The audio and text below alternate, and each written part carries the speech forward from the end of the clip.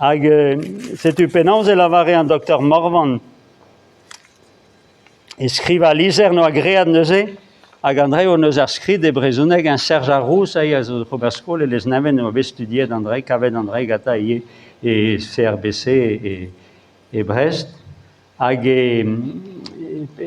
liser scrivet de Morvan, et vite en électorien, va électorien. Hag divar ben ar Bejin, affaire ar Bejin, voilà.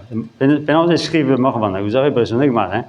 Gouzoutarid ol, umbed var ar point da gol ar guir on doa davant d'an trour Bejin et pares landeda. Sans c'est lesenze ou déjà, par ou bedis partiet landeda dar l'analyse pludiner ou da pense, non? Pludiner, à Barescos, hein? Yeah. À Bruenu, l'analyse à landeda.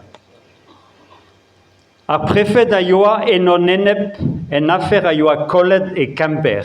A veleyenye oa et non enep.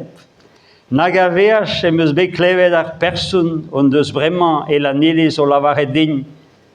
A kaout a radeor a outrumear, ema a rezunvat ganeor, evidome a gle var veleyenal o lavaret, no peus ket ar guir, hag e kolor o process.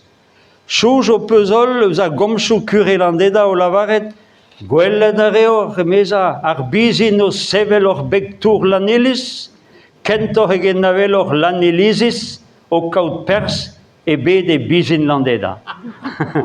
Bizin e beg an tour, a rog ma hel fetud l'anilis la vandadro a bizin da landeda. Mad on eus gread non pas o kredi par a poense, a kemeret avocat evikas an affaire da baris, ponia on eus ranket, a skei var meur a zor, mais on process on eus gounezet.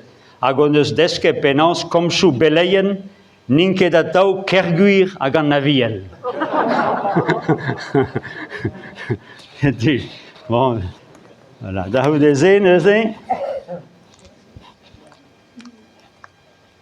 Affaire neuze ar boderien, affaire a Bejin, antiquaire neves an iso bremañ, a zo a besavet pe do Morvan.